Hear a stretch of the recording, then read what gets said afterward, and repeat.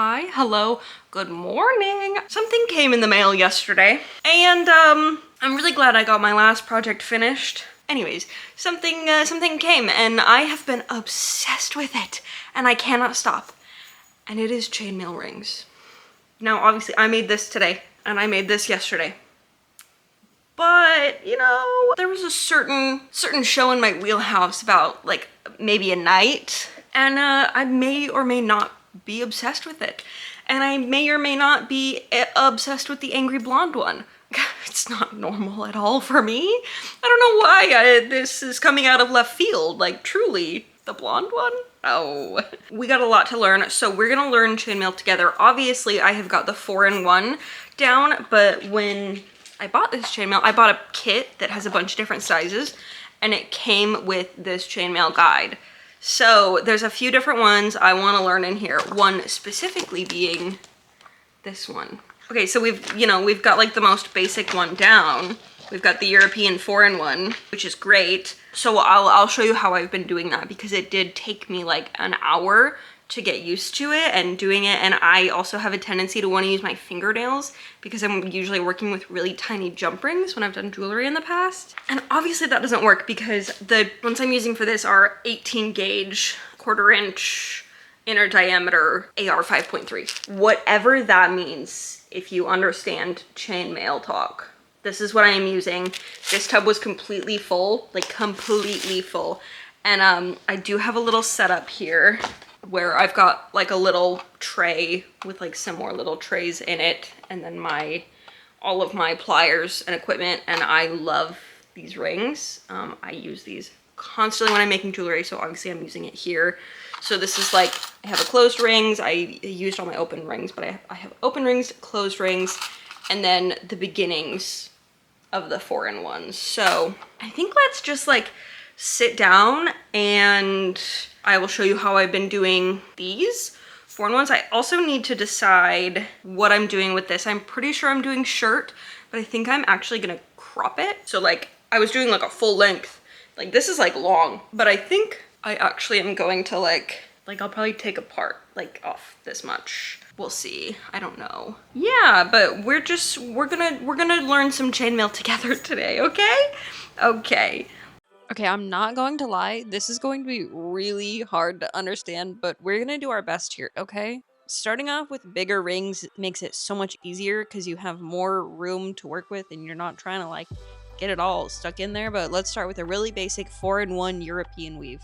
So, you know, you start as you would think, you put 4 rings onto 1 ring. So I like to make 3 different piles, and I'll do an open, a closed, and then a 4-in-1 prepped.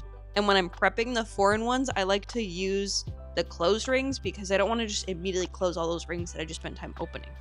And this is the part that's going to be the most difficult to get the hang of at first. So you want to separate your 4 so that they line up on 2 sides. So 2 rings should be going over one side of your middle ring, and then 2 rings should be going under one side. So then you're going to take an open ring, and I like to put it through the ones that are under, and then take your other 4-in-1 and put the 2 that are over on top of that. And if you kind of put it on an angle, you can get it right in there. It's so hard to like explain, but yeah, you're gonna have your outside rings leaning one way and your inside ring leaning the opposite way. And be aware that your end 4-in-1 will get tangled, and you just kind of have to finagle it until it's the right direction again. You don't have to take it apart. It'll spin in on itself. But I found the easiest way to do it is to actually hold them how I am doing in this. That's just me though. I like holding things in the air. It's just what I do. You just keep repeating this step until you either have like a really long chain or a bunch of chains that are all one length, because then you get to put them all together. And let me tell you, that's just as much fun to explain. Maybe like diagrams would be better for this. Look at Pinterest. Don't follow my instructions. Anyways, to put them together, you want to make sure that they are facing the same direction. So if you flip them over, they could face different directions. But the first one is always the hardest. I like to start with putting it under the outside 2, and then holding it in place and using my pliers to lift up the next 2 on top of that. And you basically want to catch 4 at a time. And then when you put in your next ring, you're gonna start at the second ring and catch the bottom two that are attached to the other ring that you just put in, and then put the next two on that same ring. Does that make sense? So every ring is going to be attached like 4 times. Each ring should have 4 buddies that are attached to it. Does that make sense? I'm lost. Okay, and this is gonna get even more confusing, I'm not gonna lie. Triangles, you just have to play with. Like, you just have to sit and play with them.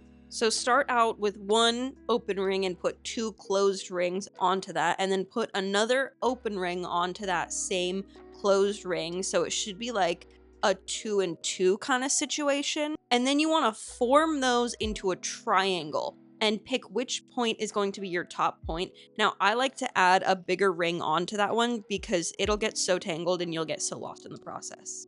But once you have that figured out, you're going to put a single ring connected to the 2 middle rings, and that should give you a 1, 2, 3 triangle. Woo! Now, to continue onto the triangle, I like to pinch them in my hands, kind of as you see here, and then you'll see the rings form like a Venn diagram. Do people still know what Venn diagrams are? Anyways, you basically want to insert rings where the Venn diagram crosses over. Does that make sense? There should be like a little like diamond kind of shape, and that's where your ring goes. It should connect 2, and then once they're all connected, you'll add a single one onto each end so it gets bigger over time. And I'm doing a lot of shaking. There's a lot going on. Listen, okay? I'm not an expert here. I just learned this last week. But you will start getting the hang of it, I promise. See how many triangles I made? Look at that. Look at all those triangles. Also, I'm showing with this like teeny tiny little baby ring. Like, that's going to be so helpful for all of us to actually see what's going on with these tiny rings. Wow, I'm so smart. I'm so good at my job.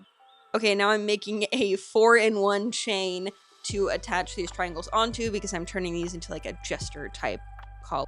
But to attach the triangles onto the 4-in-1 chain, you want to make sure that your side of your 4-in-1 and your last row of your triangle are pointing the same direction. They'll all have a kind of lean to them. You want to make sure that it's the same lean because I just threw literally 1 ring connecting them like together, you know, but it's facing the other direction because it's like a 4-in-1 triangle. Got it? Did that make sense? I hope that made sense because I'm confused. You're basically using this same technique that you're seeing here to connect the big panels and the triangles, and basically if it's a 4-in-1, you're just gonna make 1 ring have 4 buddies and put them all together. But don't do this. Don't do like the angle. That was really hard. That sucked. This was the most difficult weave I did, the dragon back, dragon spine, whatever. So I made a 4-in-1 chain and I used extra big rings for this. And then you go down one side and you put a ring in 3 of the side rings from the 4-in-1, and you go all the way down and you just kind of like move single rings at a time. So they should be connecting to 3, and you have to do it in such a specific angle.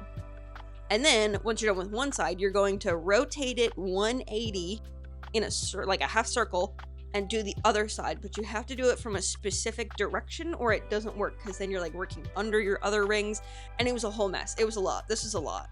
This is not a beginner friendly weave at all. And then for the top, I'm pretty sure that you connect those rings that you just put on that were like the directional ones, and you're connecting 4 of those together over the top and making like a top line. I'm not gonna lie, I did just go look at it to make sure. Now the Byzantine. Okay, we're just like getting more complex, but this one is easier than the last one, I feel like. So you're gonna make a 4-in-2, which is just like a 4-in-1, but instead of 1, there's 2 around the 4. Got it? And then once you have them in their little buddy group, you're going to kind of pull them apart so it's like a 2-2-2 chain, and you're gonna flip the top 2 over and open up the middle 2, and then you're gonna stick another 2 rings through what was the top 2 that got flipped over in between the middle 2. Literally just look at a diagram on Pinterest for this one. Like, I cannot show you more easily on video. Just like go look at the pictures, please. This is so difficult. Once you have those 2 through the middle 2 that we were originally talking about, you're gonna put on another 2 And then you're also going to put another 2 on those 2 and basically do the same thing where you like flip the top ones down and spread the middle ones and then go through the top ones again. And that gives you that nice little weird angle thing. Like, if you can tell what's happening on the video, I applaud you, because I'm watching it back now and I can't tell what's happening. And I made so many of these. Okay, the star. Okay, yeah, the star. So you need 2 different rings sizes here, and one has to be much bigger than the other one. But you're making another 4 and 2. Okay. And then you're gonna do your little chain 2, 2, 2, and then flip the top ones over to the middle, and then find the top ones through the middle one. And then you're going to string that onto your bigger ring, and you're gonna have, for this one at least, it had 4 points. So you're gonna have at least 4 of those. And then you're gonna take another bigger ring and also string that through, and that's the most difficult part. That's the hard part. And then the last step for the stars, you're gonna take one more ring and string it through 2 rings from one bundle and 2 rings from the other bundle to make that really nice star look. You're splitting up the buddies because they're all going to be holding hands. Does that make sense? I don't feel like any of this makes sense. But we're here, so yeah. Yay!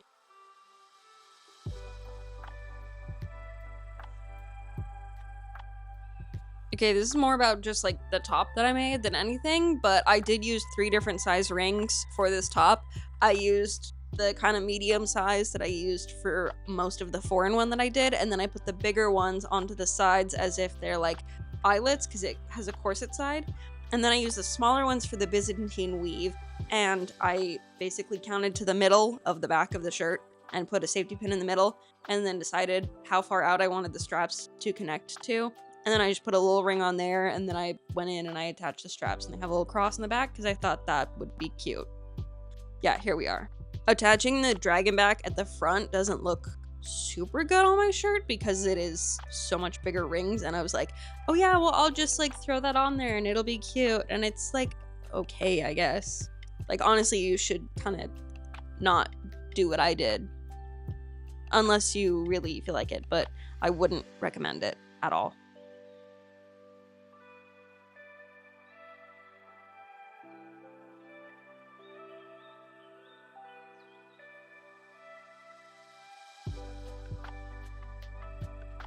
Also, if you do like ties like this, make sure that all of your rings are all the way closed, because otherwise they'll get stuck. Thanks for being here, bye! This is one of those you never really know what your neighbors are up to moments, isn't it? Okay, well, hello, welcome back. This is the update on what I've made chainmail wise so far.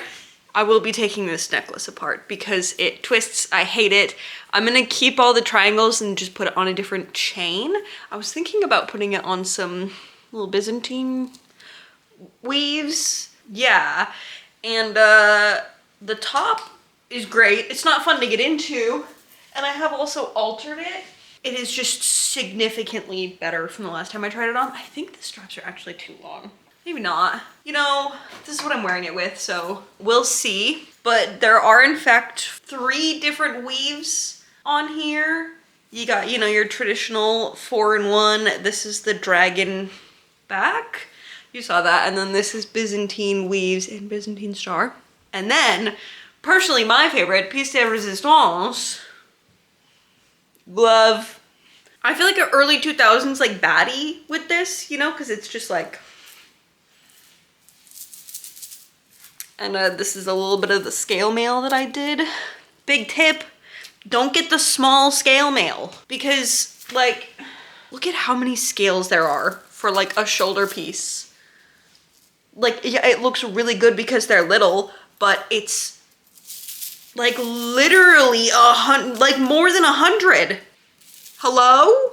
Get large scales, learn my lesson. But other than the really like random just chains and triangles everywhere, this is our chainmail update, and I feel like I have achieved quite a bit, and I put it on for you. I never do that. You never get to see it actually on me, but today you do. I did go in after my first try on of this top the other night, and I actually made it smaller. I talked about it in the Ren Fair video. It's not out yet. But I did make the back quite a bit smaller. I think I took out 3 rows of the two-in-one. And I do know that this is the wrong direction. I do believe it should be going the other because it's all droopy drapey.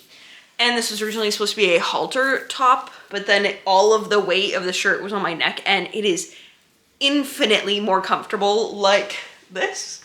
So yeah, and I got my little laces. One of these was kind of stuck a little bit. It was a little awkward, but it's really hard for me to get it in myself, except that I realized right at the end that I can really twist it on my body.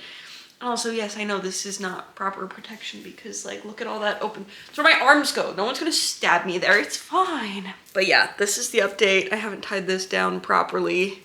I just kind of pulled an old cord to see if it fit my arm. But this is the update. I have lots more chainmail to make.